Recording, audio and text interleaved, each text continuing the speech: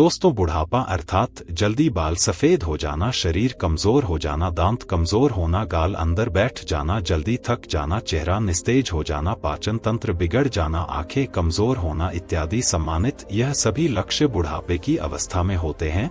लेकिन अब ऐसा नहीं है। जवानी के दिनों में भी काफी युवा इन बुढ़ापे का शिकार हो जाते हैं। तो आइए इसी बात को हम एक बौद्ध कहानी से समझते हैं। दोस्तों, एक बार महात्मा बुद्ध एक सम्राट के राज दरबार में जाते हैं और उनसे पूछते ही, राजन बताइए, आप लोग की प्रजा कैसी? राजन कहते हैं, हे भगवान, आपने जो उपदेश दिया है इससे हमारी पूरी प्रजा में लोग 60 वर्ष के हैं। उन्हें भी देखने में ऐसा लग रहा है जैसे 20 वर्ष के हो चुके हैं। सबकी ढलती उम्र जैसे रुक गई है, थम गई है। भगवान, सब लोग स्वस्थ हैं। हमारे राज्य में लोग तो बैठकर आराम कर रहे हैं, क्योंकि अब किसी को दवा की जरूरत नहीं है। सभी लोग एकदम स्वस्थ हैं। हमारी प्रजा बहुत ही खुश है। दोस्तों, आज की कहानी बहुत ही ज्ञानवर्धक है, इसलिए इस कहानी को अंत तक अवश्य सुनिए। इस कहानी से आप यह जान पाएंगे कि कम उम्र में ही बुढ़ापा क्यों आता है। जैसे कि सभी लोग जानते हैं कि गौतम बुद्ध एक सम्राट भी थे, लेकिन उन्होंने सब कुछ त्याग कर एक सन्यासी का रूप धारण किया था। इसीलिए उन्हें सब पता था हमें क्या खाना चाहिए, हमें कैसी दिनचर्या अपनानी चाहिए। दोस्तों, आज हम महात्मा बुद्ध के 12 महत्वपूर्ण नियम, या यह कह लो आज हम पूरे जीवन का रहस्य जानने वाले हैं। इसलिए आप सबसे विनम्र निवेदन है कि पूरी कहानी को ध्यानपूर्वक सुने और इन 12 बातों को सुनकर अपने जीवन में उतार लीजिए। यदि आप इन बार उपदेशों को अपने जीवन में उतार लेते हैं तो आप अवश्य ही कभी बीमार नहीं होंगे और आपका बुढ़ापा आपको छू भी नहीं पाएगा। दोस्तों, इसे हम एक कहानी के माध्यम से समझते हैं, जिससे हर एक बात आपके दिमाग में बैठ जाए और उसे आप जीवन में अपने उतार सके। तो चलिए कहानी को शुरू करते हैं।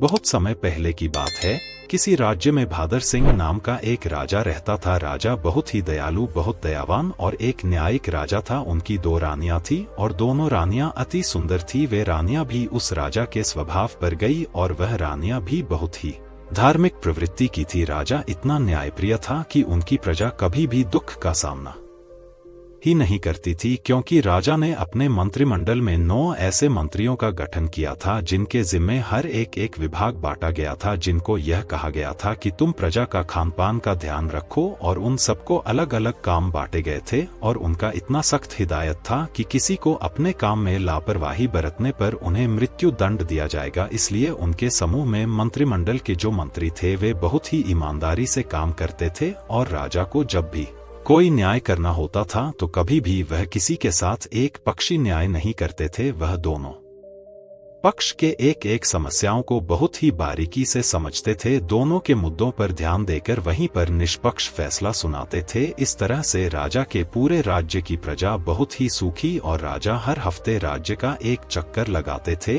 और पूरे राज्य के जितने लोग भी थे उन सबको सभा में बुलाया जाता था। किसके घर में कितना अनाज हो रहा है, किसके घर में खाने के लिए है कि नहीं, इस प्रकार राजा की व्यवस्था होती थी। इसलिए उनकी प्रजा सुखी जीवन व्यतीत कर रही थी। उनका राज्य बहुत अच्छे से चल रहा था। सारी प्रजा सुखी थी और इसी सुख की वजह से हमेशा प्रजा राजा का गुणगान करती थी। ऐसे ही एक दिन सभा चल रही थी। तभी उस सभा में एक किसान और उसकी पत्नी आते हैं और कहते हैं, महाराज, आज हमारे पास एक बहुत बड़ी समस्या है, कृपया आप हमारी समस्या का समाधान करें। राजन बोले, बताइए क्या बात है। किसान कहता है कि मेरे 2 बेटे हैं और अभी उनकी उम्र बहुत कम, अभी से ही उनकी उम्र ज्यादा से ज्यादा 26 से 28 साल की होगी, लेकिन वह देखने में ऐसे लग रहे हैं जैसे उनकी उम्र 60 वर्ष की हो चुकी है। उनके सिर से बाल झड़ते जा रहे हैं, उनका पेट निकलता जा रहा है, वे बहुत आलसी हो गए हैं, कोई भी काम नहीं करते हैं। हमने इधर उधर से बहुत दवाइयां करवाई लेकिन कोई फायदा नहीं हुआ। महाराज कहते हैं, ठीक है, और अपने मंत्री जी को आदेश देते हुए कहते, मंत्री जी, अपने राजवेद से इस किसान के बेटे का इलाज करवाया जाए और जो भी खर्च होगा उसे राज्य कोष से भरा जाए। और मंत्री जी ऐसा ही करते हैं। फिर राजवैद किसान के दोनों बेटों का इलाज राजकोष से करते हैं। काफी दिन इलाज चलने के बाद फिर भी वह किसान सभा में उपस्थित होता है और कहता है, महाराज, कोई आराम नहीं हुआ, मेरा बेटा वैसे का वैसा ही है। राजा कहते हैं, ठीक है, हम इस पर विचार करेंगे। और इस पर विचार चल ही रहा था कि तभी उस गांव से एक पति पत्नी रोते हुए आते हैं और वह भी उसी समस्या का निवारण करना चाहते थे। फिर धीरे धीरे सवाल चल ही रहा था कि एक एक करके पूरे गांव के आधे से ज्यादा लोग वहां आ गए। राजा असमंजस में पड़ गया। उन्होंने तुरंत आपातकालीन सभा बुलाई कि राज्य में जितने भी वैद्य है सबको बुलाया जाए और दिखाया जाए कि आखिर ऐसी क्या समस्या है जिसकी वजह से हमारे राज्य के सभी नवयुवक दिखने लगे हैं।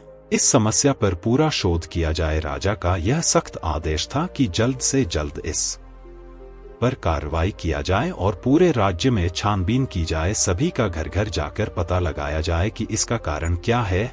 जितनी भी प्रसिद्ध वैद्य थी सभी को बुलाया गया और फिर एक आपातकालीन बैठक की गई और उस आपातकालीन बैठक में सारे विचार विमर्श किया गया। राजा ने सभी वेदों से कहा, आप लोगों के पास 10 दिन का समय है और इस 10 दिन के अंदर पूरे राज्य के हर एक घर की बीमारी का पता लगाइए। ऐसी कौन सी बीमारी है या ऐसी कौन सी चीज है जिसे खाने से यह बीमारी हो रही है। राजा ने कहा कि जो भी राज्य में इस बीमारी का सही सटीक पता लगाएगा उस राजवैद्य को उचित पुरस्कार के रूप में एक राज दे दूंगा। अब सारे वैद्य एकदम से एक तल्लीन होकर जुट गए और घर घर जाकर रात दिन एक एक करके पूरा 10 दिन छानबीन की। फिर वे एक दिन जब राज्य की सभा लगती है तो उस राज्य में सारे राजवैद्य और पूरे राज्य के लोग इकट्ठा होते हैं। फिर राजा एक एक करके सारे वैद्य से पूछते हैं।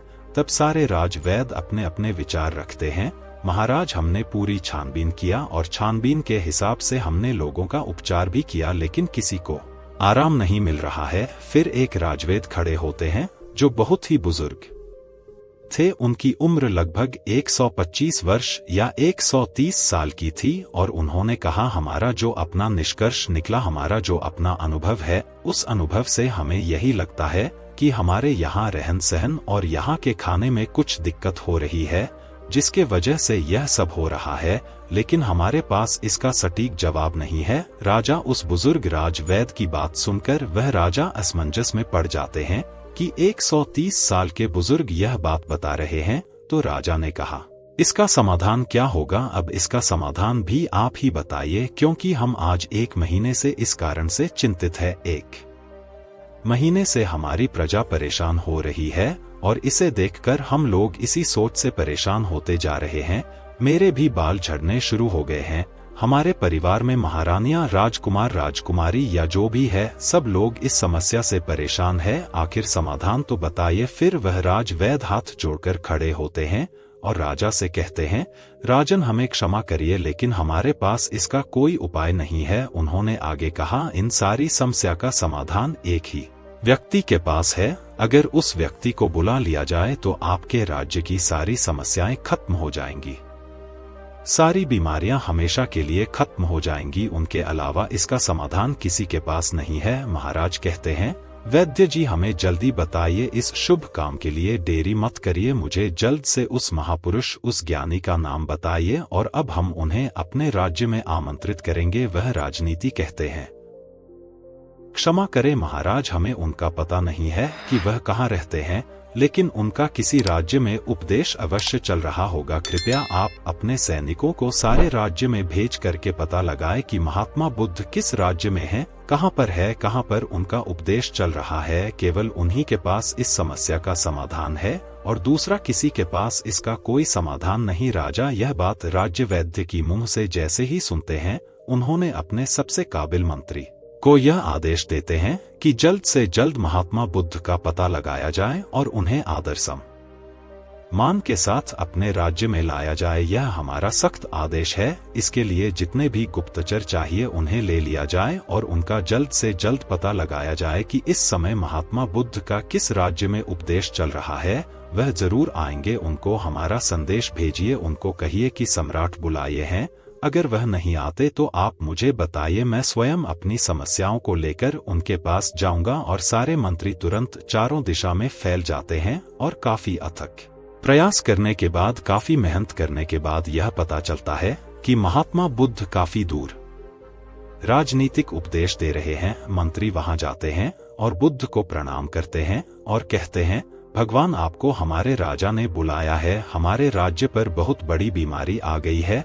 कृपया क्या आप हमारे साथ चलने की कृपा करें। महात्मा बुद्ध इतने दयालु, इतने हंसमुख, उनका तो बस एक ही उपदेश था कि इस धरती पर हर एक प्राणी स्वस्थ और निरोग रहे, किसी के मन में छल ना रहे, कपट ना रहे, कोई दुखी ना रहे, सभी लोग हंसते रहे। जैसे ही उन्होंने सैनिकों के मुंह से सुना, उन्होंने कहा, क्यों नहीं हम तुरंत चलते हैं। और महात्मा बुद्ध उस मंत्री के साथ राज्य में आने के लिए तैयार हो गए और उनके साथ जो उनके शिष्य थे वह भी आते हैं। राजा महात्मा बुद्ध का दरबार में स्वागत करते हैं, उन्हें प्रणाम करते हुए सादर आमंत्रित किया जाता है और फिर वह राजा महात्मा बुद्ध से कहते हैं, भगवान हमारी बड़ी ही हंसमुख प्रजा है, सुखी है, लेकिन आज उनके ऊपर बहुत बड़ी विपत्ति आ गई है। जब इनके ऊपर विपत्ति आ गई है तो मान लीजिए कि हमारे ऊपर ही विपत्ति आ गई है। यह प्रजा नहीं है, यह हमारे परिवार के सदस्य हैं। कृपया आप इन सभी की समस्याओं का समाधान कीजिए। महात्मा बुद्ध राजा की तो पहले ही प्रशंसा सुन चुके थे। राजा की सोच और विचार से महात्मा बहुत प्रभावित हुई और मुस्कुराते हैं और राजा से कहते हैं, क्यों नहीं, यह तो कुछ नहीं है, सब ठीक हो जाएगा, इस समस्याओं को सारे लोग स्वयं पाल रखे हैं। ऐसी बात सुनकर राजा मुस्कुराते हैं और कहते हैं, भगवान इतनी बड़ी समस्या है और आप कह रहे हैं कोई समस्या नहीं है। फिर राजा ने कहा, ठीक है गुरुवर, जैसे भी हो आप हमारे प्रजा को ठीक कर दीजिए। महात्मा बुद्ध के सामने एक शिष्य खड़ा था। महात्मा बुद्ध उस शिष्य की तरफ इशारा करते हैं तो शिष्य कहता है, राजन हमें आपके राज्य में एक ऐसा खुला स्थान दीजिए जहां पर राज्य के सभी लोग एकत्रित हो सके, जहां का खुला वातावरण हो, जहां प्राकृतिक धूप आती हो, जहां प्राकृतिक हवा हो, सुनहरा माहौल। वहां पर कल प्रातः 4:30 बजे लोगों का उपचार किया जाएगा, लेकिन लोगों को उपचार देने से पहले आप अपने राज्य में ऐसा आदेश लागू कर दीजिए, उस स्थान पर आपके पूरे राज्य के सभी लोग और आप खुद भी उस स्थान पर उपस्थित हो, सभी लोगों को कल से उपदेश देना शुरू हो जाएगा और यह उपदेश 12 दिन तक चलेगा। 12 दिन एक एक करके उपदेश दिया जाएगा और इन 12 दिनों में आपकी पूरी प्रजा स्वस्थ हो जाएगी। राजा शिष्य के मुंह से यह बात सुनकर बड़े खुश होते हैं।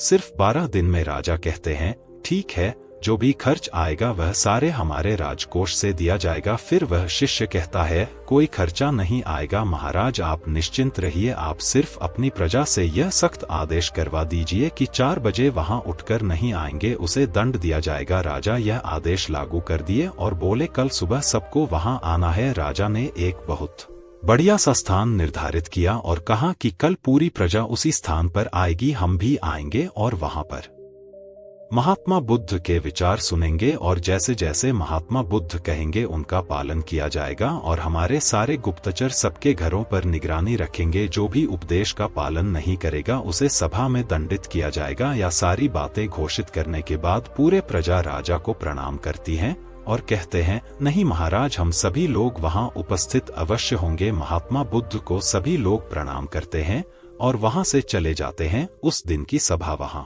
पर स्थगित कर दी गई और अगले दिन महात्मा बुद्ध का प्रवचन होने वाला ही था। सब के सब 4 बजे महात्मा बुद्ध का प्रवचन सुनने के लिए पहुंच जाते हैं। फिर महात्मा बुद्ध सभा में अपने शिष्य को इशारा करते हुए कहते हैं कि लोगों को बताओ। उनका शिष्य अपने स्थान पर से खड़ा होता है और कहता है, कल से पूरे राज्य के लोग सुबह 4 बजे ब्रह्मा मुहूर्त जब शुरू होगा उसी समय उठने के बाद 2 से 3 गिलास गुनगुना पानी करना है और उस गुनगुने पानी को मिट्टी के बर्तन में घूंट घूंट करके पीना है। जो इसका अनुसरण नहीं करेगा उसे आराम नहीं होगा। यह महात्मा बुद्ध का पहला उपदेश था। इस पहला उपदेश का पालन करना है और कल दूसरा उपदेश दिया जाएगा। कल इस उपदेश का सभी लोग पालन करके आएंगे और सभा वहीं पर समाप्त होती है। फिर अगले दिन सभी लोग समय से वहां उपस्थित हो जाते हैं। सभी लोगों से महात्मा बुद्ध किसी से पूछते हैं कि क्या हुआ, कितने लोग पालन किए। सभी लोगों ने हाथ उठाया और सभी लोगों ने कहा, हमने इसका पालन किया है और आज हमें बहुत आराम मिला है। हमारा पेट बहुत अच्छे से साफ हुआ, शरीर बिल्कुल हल्का हल्का लग रहा है और हम बिल्कुल स्वस्थ लग रहे हैं। फिर महात्मा बुद्ध शिष्य से कहते हैं, तब शिष्य कहता है, अब दूसरा उपदेश यह है कि सबको टहलने चलना है। और चलना कितना है? 2 से 3 किलोमीटर। उसमें जो बच्चे हैं, नौजवान, वह दौड़ेंगे, और जो सामान्य लोग हैं, जो 40 से 50 की उम्र की है, वह तेज चलेंगे, और वे 1 सेकंड में 1 कदम, 1 मिनट में 60 कदम चलेंगे और दौड़ सकेंगे। तो दौड़ेंगे, बहुत तेजी से नहीं दौड़ना है, बस अपनी क्षमता के अनुसार 2 से 3 किलोमीटर तक ही चलना है। वह दूसरे दिन का उपदेश था। अगले दिन फिर से सभा शुरू होती है, फिर से सभा लगती है। फिर से सभा में वह पूछता है सभी लोगों से, आप लोगों ने पहले 2 दिन का किया? सभी लोगों ने अपने हाथ उठाकर सहमति जताई। शिष्य पूछता है कि आप लोगों को कैसा लग रहा है? तब वे कहते हैं, गुरुवर, हमको कोई बीमारी नहीं है, ऐसा लग रहा है। फिर से शिष्य कहता है, अब सब लोग योग करें, प्राणायाम अपने हिसाब से। सभी लोग प्राणायाम, जिसमें अनुलोम विलोम शामिल होगा। अनुलोम विलोम कैसे किया जाता है? अनुलोम विलोम कैसे किया जाता है? सूर्य प्राणायाम कैसे किया जाता है? यह सब उस शिष्य ने सभी को बताया और कहा सभी लोग को कम से कम 30 मिनट से लेकर 45 मिनट तक इसे रोजाना करना है। और उस दिन की सभा भी समाप्त हो गई। अगले दिन फिर सभा लगी और उस सभा में सारे लोग उपस्थित हुए और उस उपस्थिति के बाद सबसे दिनचर्या पूछी जाती है, किसने कितना अनुसरण किया? सबने कहा, अब तो हमको ऐसा लग रहा है हमको जैसे कोई बीमारी ही नहीं है, कोई अलार्म नहीं लगाना पड़ता, हमें जगाना ही नहीं पड़ता। 4 बजे अपने आप हमारी आंखें खुल जाती हैं। यह सुनकर महाराज बहुत खुश हुए। इतना बड़ा चमत्कार, बिना किसी पैसे की हमारी प्रजा ठीक हो रही है। राजा तुरंत खुश होकर महात्मा बुद्ध को प्रणाम करते हैं और उनसे कहते हैं, आप हमारे ही राज्य में रहिए, भगवान यहाँ से मत जाइए। महात्मा बुद्ध मुस्कुराते हैं, क्योंकि उनका तो काम ही है हमेशा हंसते रहना, क्योंकि वह चिंता नहीं करते थे। फिर वह कहते हैं, अब सभी लोग प्राणायोग सब कुछ जान गए हो। अब सब लोग को अगले काम जो करना है वह यह है कि सभी लोगों को 300 ग्राम सेव खाने हैं।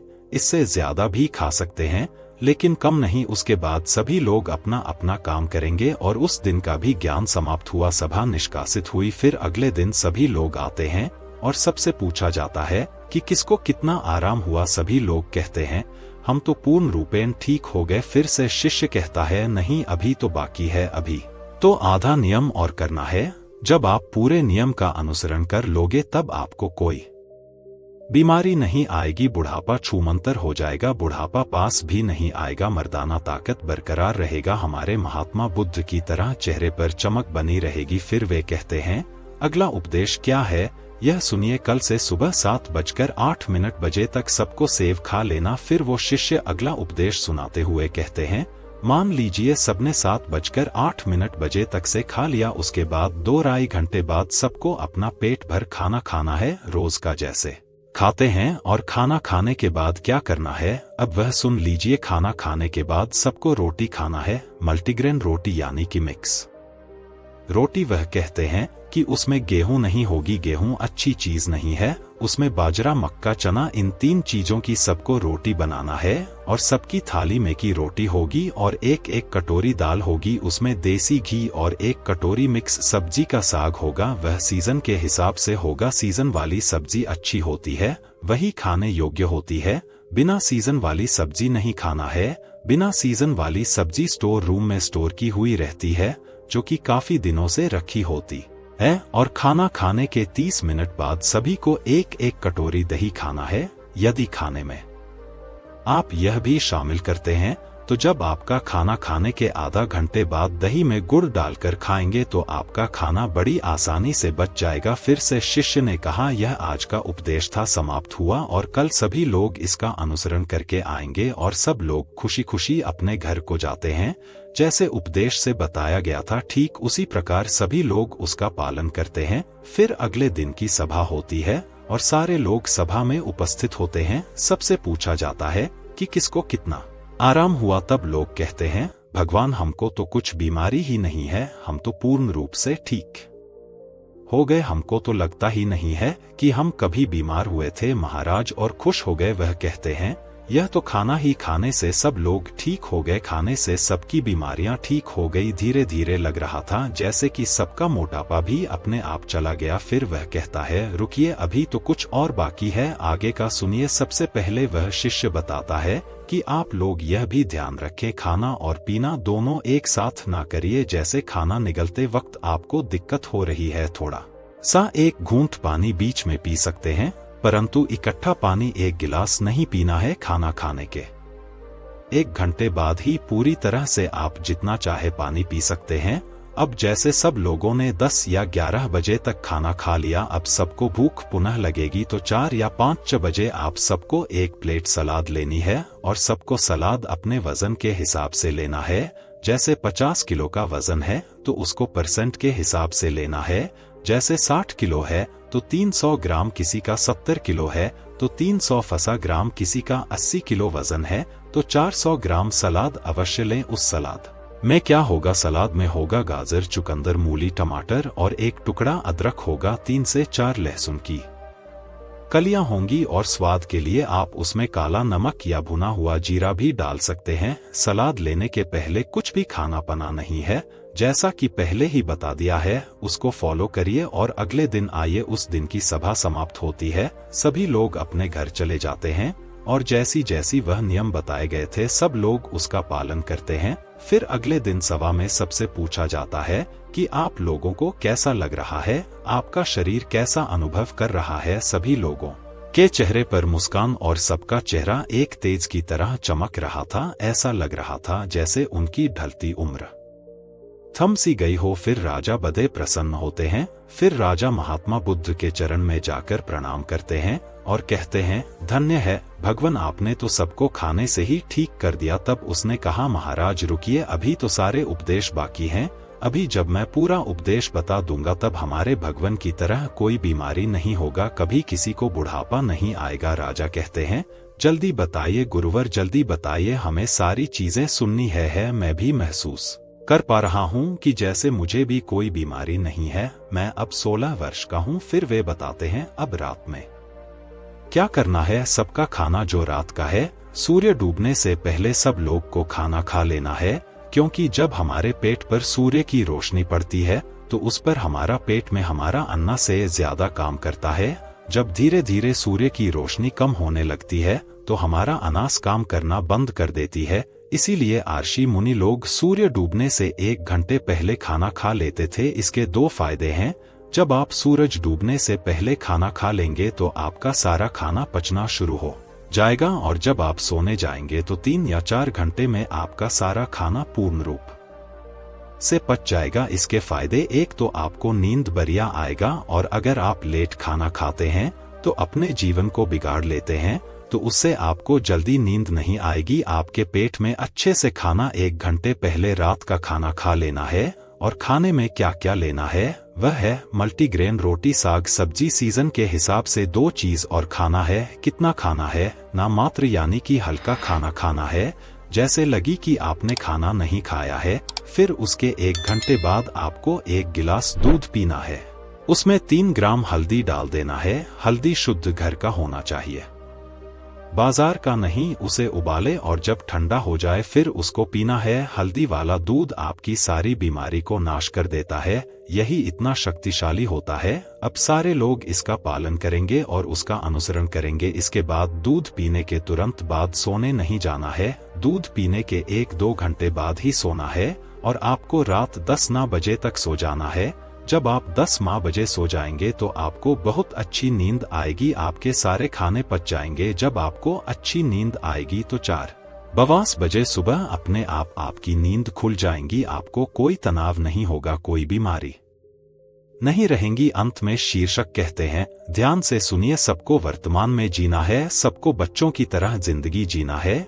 जैसे छोटे बच्चे को कोई टेंशन नहीं होता कि उनकी मम्मी का पड़ोसी से झगड़ा हो रहा है, उन्हें उससे कोई मतलब नहीं होता है मेरे घर में खाना है या नहीं। छोटे बच्चों को जो खाना मिल जाता है वह उसे खाकर अपने आप खेलते रहते हैं, सिर्फ उनका पेट भरा रहे। अगर उसका पेट भरा रहता है तो उसे कोई मतलब नहीं है। इसीलिए आप सभी अपने वर्तमान में जिए, भूत भविष्य की चिंता बिल्कुल मत करिए। आज हमारे साथ जो है उसमें खुश रहिए भविष्य में क्या होगा, भूत में क्या बीत गया उसकी चिंता मत करिए। जब आप वर्तमान में जिएंगे तो कोई तनाव नहीं होगा, कोई चिंता नहीं होगी और तब कोई बीमारी भी नहीं पड़ेगी। तो यह सब नियम का पालन करना है। और एक बात की, कभी भी बाहर की चीज मत खाइए। जो खाना है अपने घर पर शुद्ध बनाकर खाएं, क्योंकि बाहर की चीजों में बहुत ज्यादा मिलावट हो रही है। इन सभी को उपदेशों को जो पालन करेगा वह कभी भी बूढ़ा नहीं होगा, उसे कभी बीमारी नहीं होगी। इसी नियम का सब लोग पालन करेंगे। दोस्तों, अगर आपको हमारी वीडियो अच्छी लगी हो तो वीडियो को लाइक करें और आपके दोस्तों के पास शेयर करें और साथ ही चैनल को सब्सक्राइब करें। धन्यवाद।